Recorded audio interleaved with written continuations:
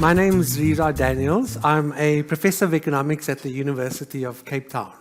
And today it's my real pleasure to be moderating this session with the two distinguished guests we have up on stage with me. And that's firstly Nonkululeko Nyembezi, who is chairperson of the Standard Bank Group, to my left, and then Karla González Carvajal, who is on my right, and who comes with a distinguished background of having been both in the government of Costa Rica as an active civil servant, and now who is in the World Bank in charge of an important portfolio in infrastructure. So without further ado, I would now like to ask Nonkululeko to elaborate on the theme that we're discussing today, which is a new growth path. Please go ahead. Thank you very much, Reza.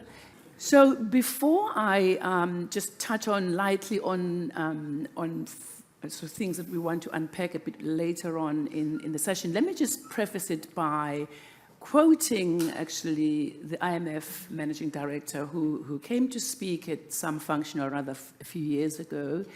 And I think it is enough of a dose of humility for a topic such as this one for us to just think about, especially after some of the comments made about taking big bets, about even last night, about going big or going home, about what really happens with economic growth. So she said, and I quote, "We need to appreciate that the causes of growth are not well understood, particularly in the long run. A better starting point, therefore, is to accept that we do not know how to change the trajectory of growth at all, and to rather focus on policies that are not bad on their face."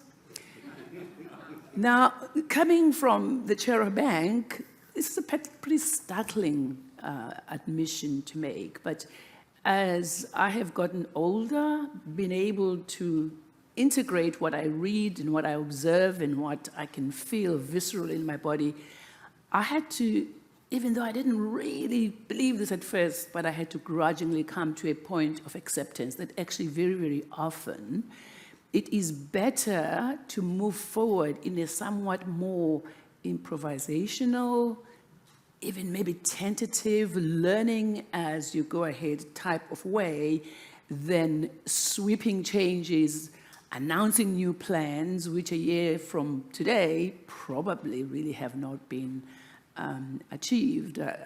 We listened very recently, our president saying, yeah, we did want a sovereign wealth fund. I did announce it, but maybe not now. And life is messy in that way. So as we think about, well, in our time, at this time, under the circumstances in which the African continent finds itself, where are we to look really for the few vectors that seem different to us, that may lead us to this future that we've all been hankering for? So let me just give you a few themes of the kinds of things that I see in the immediate to longer term horizon that feel to me like they could be different. Starting off with the governance point, which a speaker, I think I referred to it repeatedly, good enough governance, which I really subscribe to. So on the African continent, there has been, by and large, a certain suspicion and lack of ease with the private sector.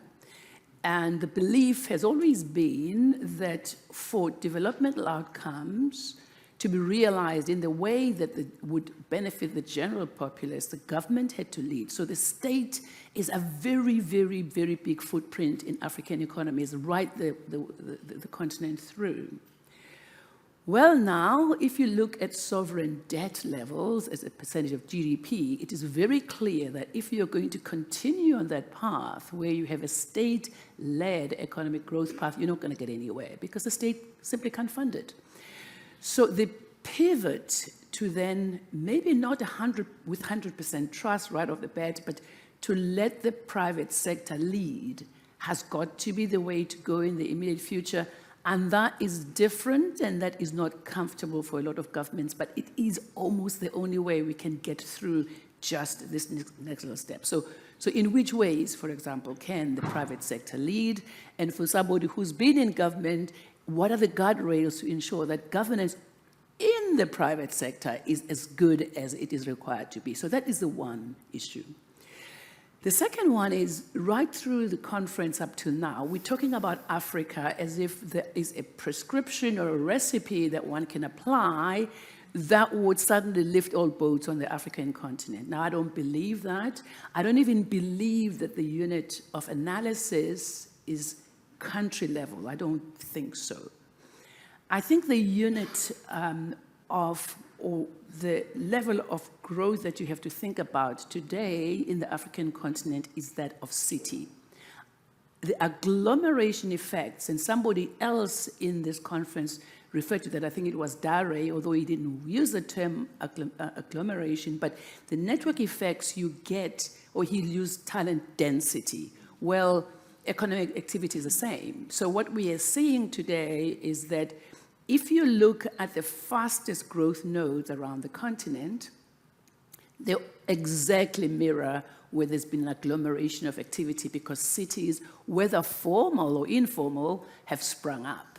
Now, we need to stop the urbanization that is unplanned, that's informal, that does not have any kind of urban planning, and try to put around the sort of services that make it a viable unit. But the 10 fastest growing cities today actually are in the African continent, and they happen in all of the areas where you hear growth rates of 4 or 5%. And that is the agglomeration effect that I think is going to be far more the fuel of growth on the African continent in the immediate to the medium-term future. And I know it's 5 minutes, so you tell me to stop when you want me to stop. The third one that I wanted to put on the table for us to discuss this afternoon is the opportunity set that is presented by greening economies.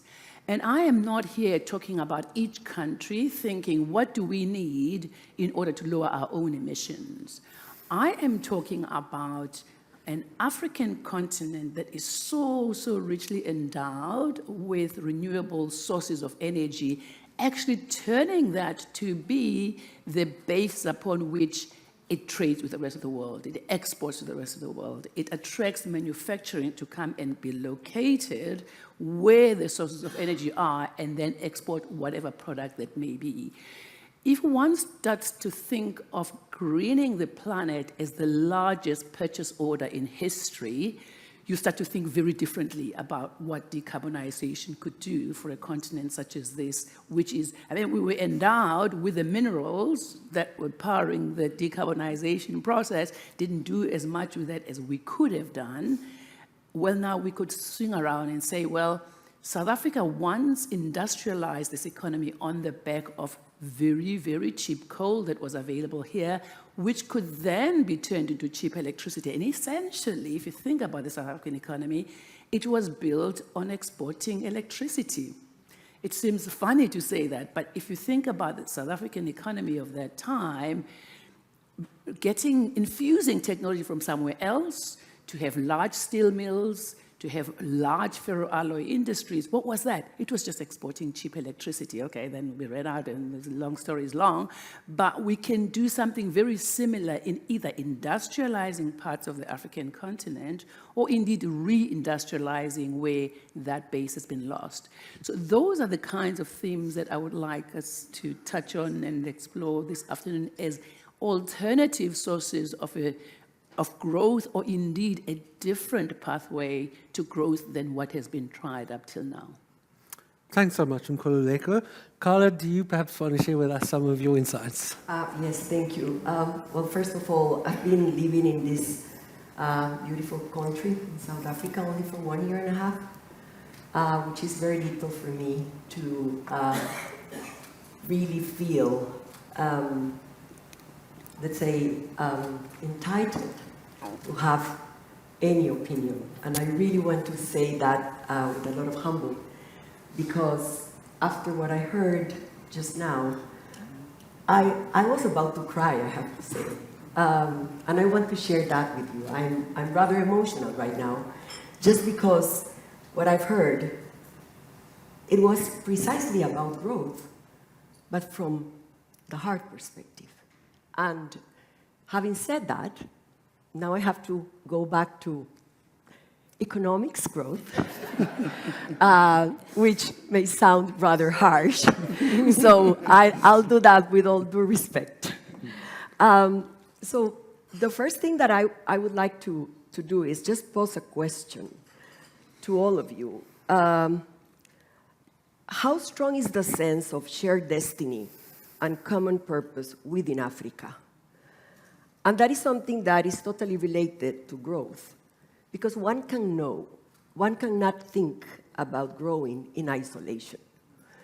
If we talk about growth, it's about collaboration, it's about agreements, it's about paying attention to other people's means, actions, opinions. So I think that it's a relevant question that I would like to hear more during today with the audience. Having said that, I would like to propose 4 drivers of growth for the discussion today, and I'm very happy that the ones that I picked up are so different, are complementary, but then they are not the same. So I think that it's in the best interest of the audience. So the first one, the fours that I would like to just share are access to electricity, the cost of trade and logistics, access to jobs, and human capital. So starting with the electricity, more than 50% of the population in East and Southern Africa do not have access to electricity. And so this is a huge deterrent for growth. But there are good news. A new program focused on accelerate access electricity for East and Southern Africa will deliver new connections for 100 million people in the next 7 years, by 2030. Now, I'm using this example just to say that this program, in order to exist or in order to succeed, will need the collaboration among the central governments, the utilities, and certainly the private sector. But with these 3 things, it's really possible to bring electricity, access to electricity for 100 million people in 7 years. So there is a sense of shared destiny and common purpose right there. The story on the second driver of growth is not so positive, which is the cost of trade logistics. Africa is the least integrated continent in the world, and at the same time faces the highest cost for logistics, 50% of its GDP. Just to put this in perspective, a $1 bottle of water in Africa costs 50 cents to produce. Same bottle in Europe, 14 cents. So 50 versus 14. As business leaders, where are you going to bring your factories? Where are you going to bring your business? So it's kind of a clear analogy to say, or clear example to say, that the cost of trade and logistics is one of the biggest things that can change the trajectory of growth for this continent. And that cost is related to what I do, which is transportation. There are other many things that comes into account, but when it comes to transportation, better connectivity and integration among countries on corridors that are efficient, with borders that can be really past seamless, with many countries thinking together on policy about trade and goods, is where you will find opportunities to low down this huge burden on the private sector or on any country related to the cost of logistics. However, we don't see a sense of common economic purpose right there, because what you see is a lot of disconnect And what you see is a lot of different policies, not enough harmonization among the different norms, and therefore we are missing that type of possibility. The third one is workforce participation. Education, especially tertiary and beyond, is critical. We know that, but it's not enough. I want to share with you the importance of for workforce participation on counting on affordable transportation. There are differences in wages when the jobs are not near home. And we are learning that efficient public transportation is critical to provide access to better paid jobs. Here in South Africa, the cost of mobility for the workforce is among the highest in the world. There are places where people are paying up to 40% of their take-home salary. Put yourselves in those shoes. You get your check, and half of that is going to pay for the transport that will allow you to keep that job. Huge issue on growth. So, attention to affordable public transportation in sub-Saharan Africa is absolutely critical if we want to talk about growth. And the last one, human capital. Africa is the continent with the youngest population in the world. 70% in sub-Saharan Africa are under 30 years old. This continent has the people that other continents are missing. So how to bring opportunities for these young people? We heard a lot of that today, during the day.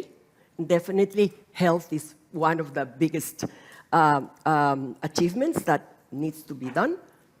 But private and public sector have the scope, have the leverage to bring these opportunities to the young generations. And as we heard today, it's each of our roles here. It's not somebody else the one that is going to do it. You will have a robust economy in the continent if you really have the chance to instill in your workforce a shared vision. What is it that you want to do with them for the future? And let me just finish with a thought saying that today's world is the home for equal amount of men and women. We achieved parity on population in this century.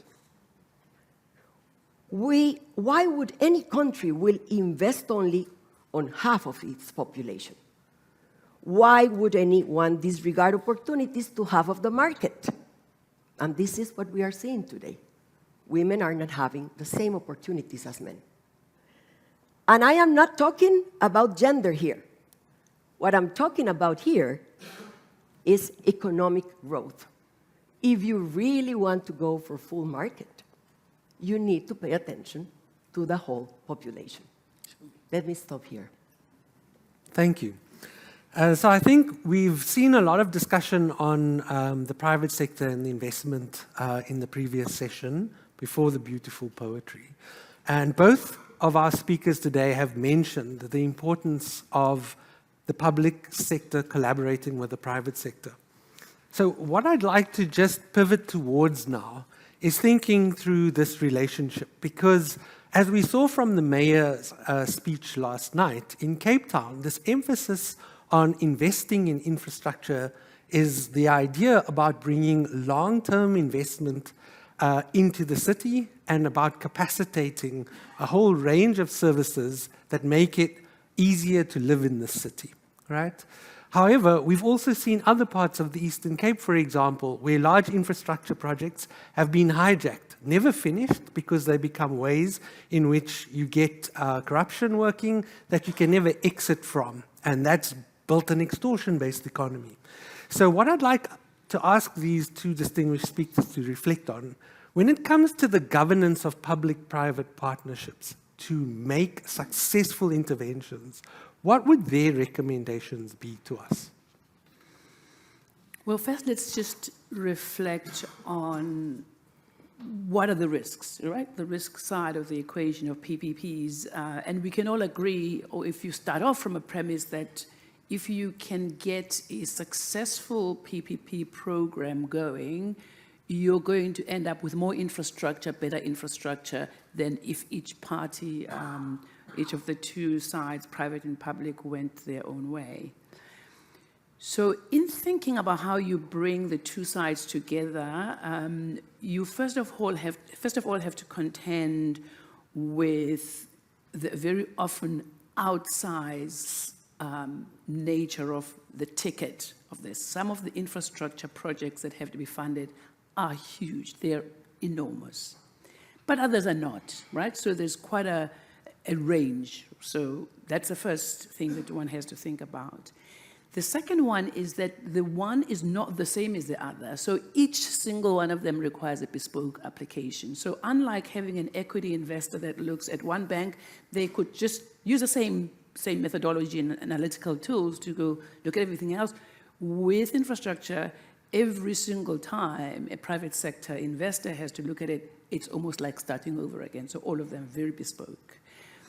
The third risk is how long some of them are. They could go all the way to a 30-year project, for example, so very, very long investment horizons.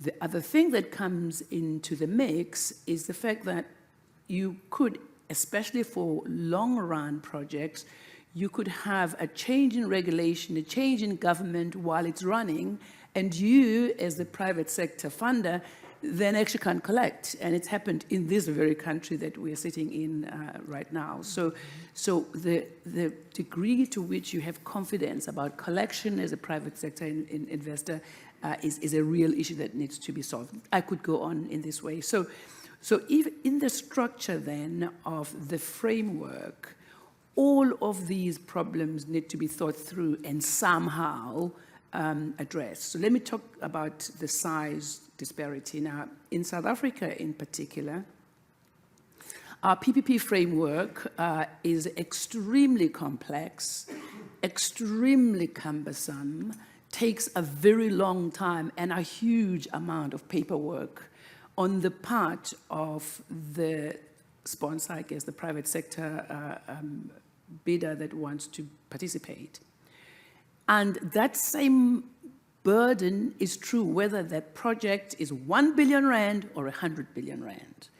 Now, what has happened in just the recent revision that the Minister of Finance published in February, there's actually now two paths. So they've streamlined or proposed a streamlining of projects less than 2 billion rand vis-a-vis the others. It goes some way to doing that. So I think the further streamlining of the PPP framework is one that is absolutely crucial to get right. The second one is that very often the people who work in the project office, the advisory unit of the PPP, who basically pull the strings, are there part-time, they have other jobs. The reason our renewable energy generation PPP actually was successful is because the people who dealt with it were drafted in on a full-time basis for the duration of the project. And so you could bring in very specialist skills, and it's visible. That was the most successful PPP that the country has ever delivered. There were others not as successful, perhaps, if you think of the prisons and correctional services facilities, but I think the real learning one was the renewable energy. So fixing the human capital and capacitation of the advisory office is going to be absolutely key. The third one I want to refer to, which the private sector has been screaming about for the longest time, is fixing how you think about the receipt of unsolicited proposals. Now, in our previous regime, and actually this revision hasn't yet been written into law, so I'm talking about things that we are hoping will unlock the PPP market in South Africa in 2025, but it is actually now in this revision, it makes allowance for unsolicited proposals. In the current regime that's still in place, you could come up with a brilliant idea for a certain PPP, somehow break down somebody's door until they listen to you, and they could say, yes, yes, yes, we like it, but we have to go out and go through a procurement process. And I'm going to get to that as my final point. In that procurement process, you've spent a lot of money developing the concept, because actually it's quite expensive, and all of this paperwork also takes time and money. The government then goes out on an open bid, and you could lose the bid even though it was your idea. You are not guaranteed to get that project if it gets approved. Now, as you can see, this is a problem, right? So we've advocated for this. The Minister of Finance has put it in the new PPP framework that is going to be, as I said, I hope enacted next year, but it was published in February. So in this one, there's now an actual path for that. So that was a third one. But I'm going to say by far, trumping all of this, the issue is the procurement process. It is a shambles. It takes too long. It is very open to corruption. It has, so for example, you could go like 2 years, and I mean, people who are here, who are service providers to the government, understand that 2 years is nothing in a government procurement process for big projects. You could go further down the road, and then all of a sudden, the procurement process is suspended. No reasons given, no nothing, and whatever money you have spent in preparing for it is sunk because it never gets refunded. There also are no SLAs, so if a project needs to get Treasury approval, Treasury can sit on it as long as they wish. You could be just sitting there and twiddling your thumb, and eventually you have to redeploy the people somewhere else. So the fact that we've actually had PPPs is, to me, really a revelation, because I don't know how they got to do it. And so we are hoping very much to inject more energy, more structure, more tight time guidelines, and more governance, because again, the private sector is not without blame in all of these things. And for there to be a corruptor, there needs to be a corruptee, and vice versa. So I think we need to now actually come with all of the accumulated evidence and knowledge, etc., to design a better PPP market for infrastructure development. Can we pause there? Because I want to actually pivot to Karla. With your experience on the continent, and also, in fact, in Latin America, can you also provide us with your sense of the feasibility of viable PPP entities and just what your experience has been? So just let me say that, as we say in Latin America, it takes two to tango. So it's very important to understand both sides when it's come to PPPs. And normally, we spend a lot of time talking about the private sector because it's definitely critical.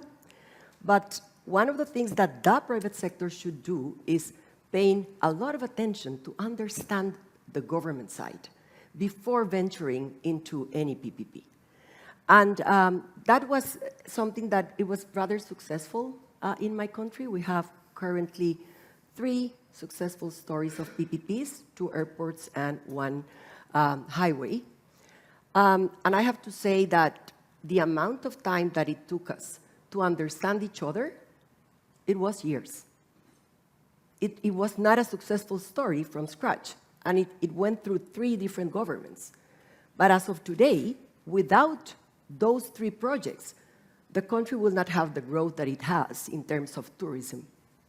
So it was worth it. I think that when it comes to paying attention to each other's constraints, you will find that, A, there is a lot of lack of capacity at the government side to deal with PPPs, and therefore, the private sector, if they are not well intended, they will come and say, oh, we will take advantage of it. Only to know that after years, when you sign that contract, after years of signing it, because the other side didn't know what they were doing, other government comes and say goodbye to the concession. So instead of the private sector thinking, oh, that was a great idea, to just take advantage, what you have to learn is, no, don't take advantage. Make sure that the government knows what is it that they are doing, and then you will have much better chances to stick to a plan, to stick to regulations, and definitely to stick a long-term relationship, because PPPs are long-term relationships. The other point on the unsolicited proposals, I fully agree that they have a lot of problems. Some of those were very clear explained. I would add one, which is they get a lot of distraction. There are so many unsolicited proposals that comes with nonsense. And yet, the government needs to go through them and pay attention to them with the few resources that you have. So what you are doing is not a good favor. You are doing exactly the opposite that you want to do. So focus on what you need. Make sure that as private sector, you want to know which are the priorities of the government and try to go and fit into those priorities with your PPPs or add your agenda, if that makes sense, to those priorities, but only after knowing that you need to educate your counterpart in many ways. I'll stop here. Okay. I want to then just shift quickly, if we can, to the question that was raised a little bit about the youth in Africa, and in particular, how we get this tremendous resource to work. In COVID, we may have got the vaccine policies right, but we got the economics badly wrong, right?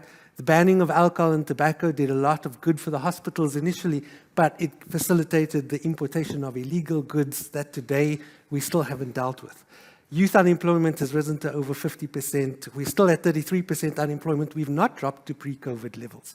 So we have a lot to learn about the process of dealing with systemic shocks.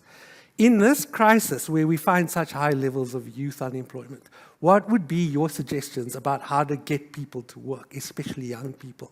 And I want you to be here as ambitious as you possibly can. So, no, it's a very difficult question because I think that we can have so many alternatives for employment. We have discussed today some of them from the financial side, from the entrepreneurial side, from access to money and markets. But I think that if we really want to pay attention to the two that I mentioned before in terms of access to safe and affordable transportation for everyone, not only for the ones that have a car, pay attention to the amount of time that women and men spend just coming and going from work. We were having a conversation over lunch about that, knowing that it's a deterrent for employment. If you know that half of your salary is going to go to pay for transportation, or that half of your day, you have to start at 4 o'clock in the morning and get to house at 8 or 9, maybe it's not such a good idea to look for a job, unfortunately. Others can say, I have no other option, but I have to do it. But then there is no growth for them because the opportunities to have a good job, a good paid job, are really meaningful. So at the end of the day, meaningless, sorry. So at the end of the day, I think that it's critical to pay attention to how the people connect to jobs. And the other one is logistics. I think that if there is a sector where the continent has an opportunity, is in logistics. And there are plenty of different venues to work and to bring young people into logistics, including innovation, of course. But we are talking about ports, we are talking about airports, we are talking about regional integration, policy. All of these things are going to be really game changers if you bring countries together in corridors that are defined by the type of products that you are very good at trading. But if you don't have that clarity, it's quite difficult to talk about a proposal for growth for the younger generations. Thanks, Karla. Nonku, would you like to share your I would agree ideas? with a lot of what Karla is saying, actually. I just want to add one slight twist. I don't think you can divorce youth unemployment from unemployment broadly defined.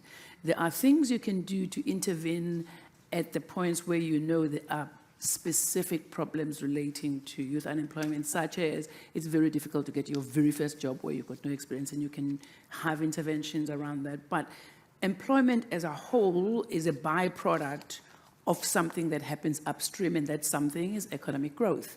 And so the strictures and thoughts that could power growth that we're talking about today and with other panels are absolutely pertinent to the issue of youth unemployment.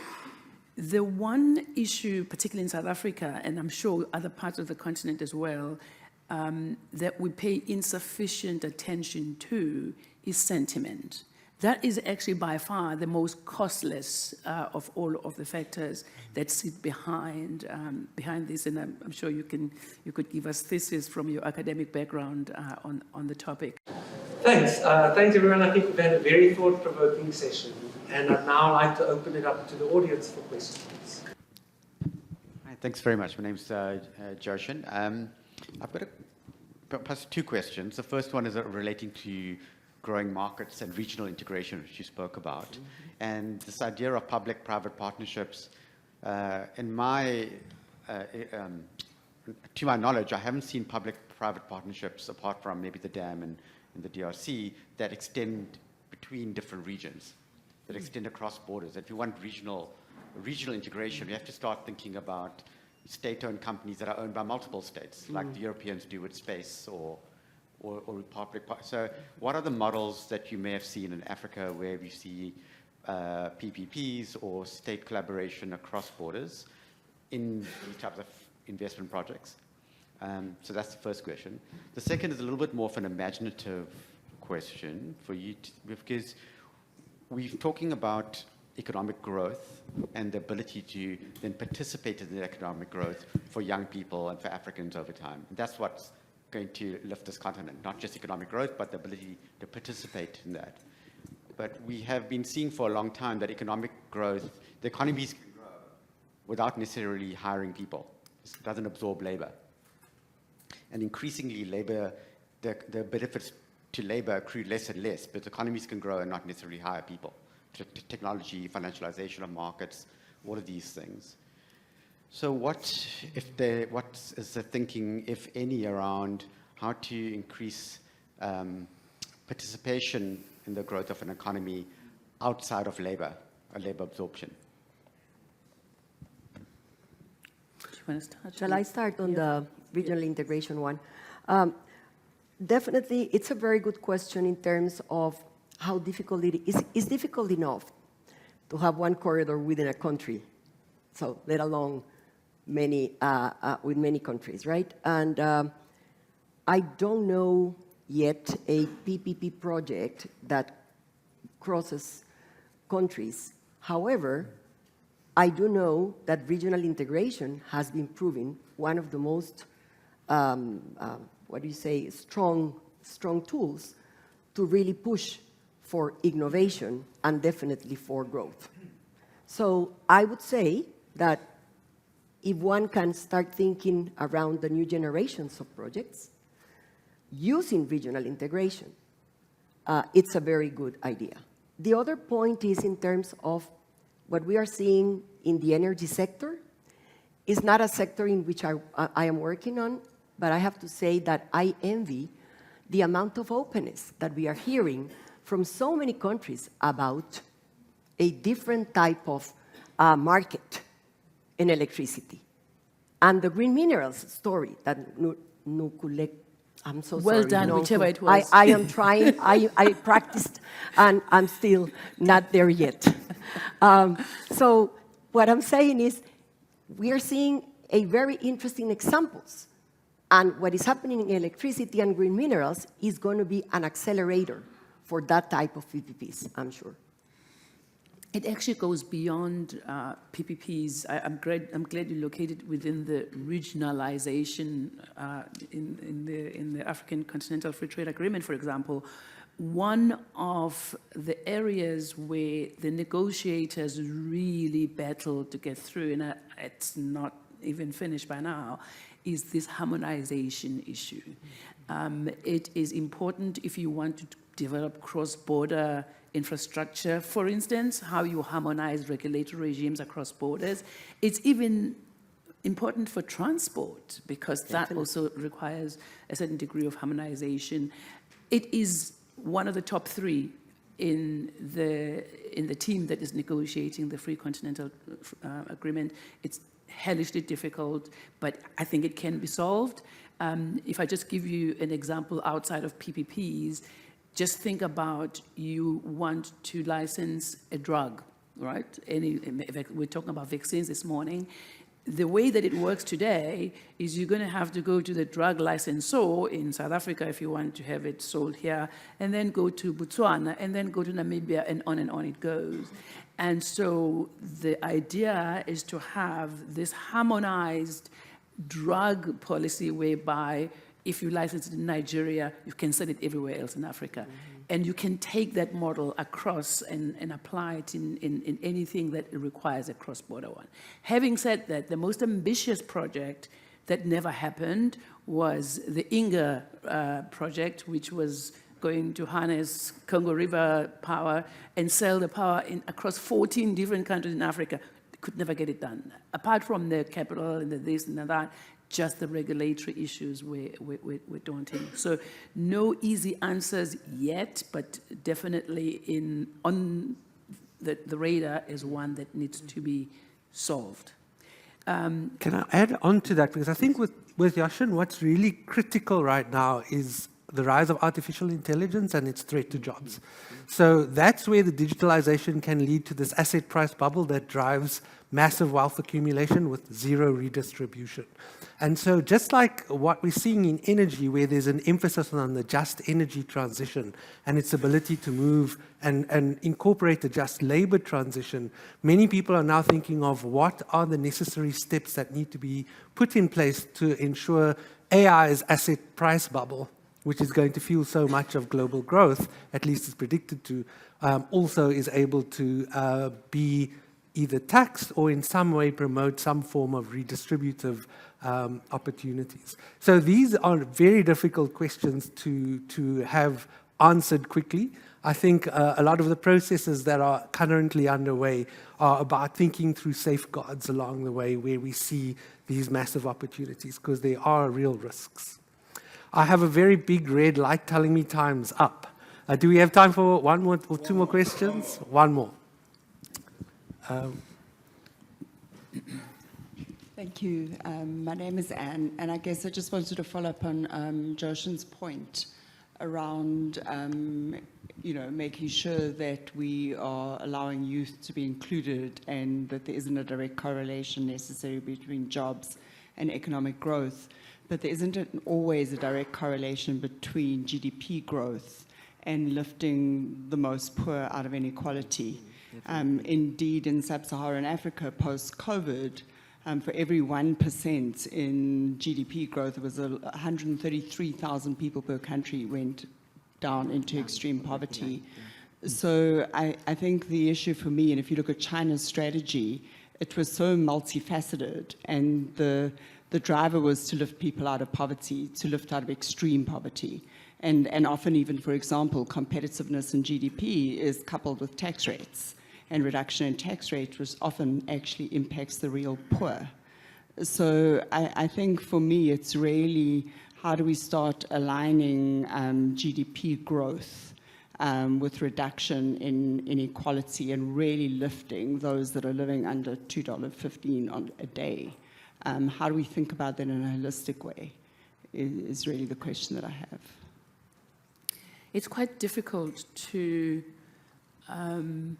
live the Chinese example for application almost anywhere, really, because nobody else has been able to replicate what China has done. And if you just stick with the example that you gave, so China allowed the SOEs to continue being bloated and inefficient and whatever they'd always been, but we're not allowed to fire people, alongside catalyzing a private sector that could be globally competitive and be the absolute best at what they do and manufacture at a price point nobody else could do. They could drive those two tracks at the same time, I guess because they had the resources to do so. So if you are a country of 20 million or 5 million, as you see the fragmentation on the African continent, that becomes an incredibly difficult thing to get right. And so that's why I always just think, well, we just got to stop and say, we have to solve our problem within the context and the circumstances and the time in which it is. And at this point, I don't have an easy answer to the question, even in a country of 60 million like South Africa, as to how you could say, well, to use the language that I use, let the elephants be as competitive as their peers around the world, because after all, Standard Bank has to compete to some degree with JP Morgan and HSBC, whoever, and we can't just hire people. So let those compete globally while you have policies that help, what did you call them, the mice and the dogs, to develop, because that's actually where you mop up your, I mean, it is not a nice term, but still, mice and dogs sounds good. Because that is actually where your employment opportunities really start. So if you could find a way to balance those two, I think it would get a long way to solving that. And because of the nature of the sort of riskiness of those jobs as well, they do tend to attract younger people who don't have sort of huge dependencies, and therefore they could sort of be fired quickly, I guess. So I haven't seen a country in the African continent that comes close. You could say Nigeria has sufficient vibrancy within the country because the people hustle. You know, they go out every day to do something every day for themselves. It's not the government. But to me, that comes kind of closest to this model where you've got definitely a twin-track type economic model. I would just add very quickly, infrastructure is definitely one of the greatest accelerators for GDP, but sometimes infrastructure just per se, just for the sake of infrastructure, it doesn't bring you anything in the long term. So it's critical to make sure that you will know why is it that you are investing in this or that project, and making sure that that will be, let's say, pair with your strategy on which type of jobs are you going to have out of this infrastructure in the medium and long term. So let me finish there. Thank you, everyone. Protect us from Delhi. Yes. Okay, thank you.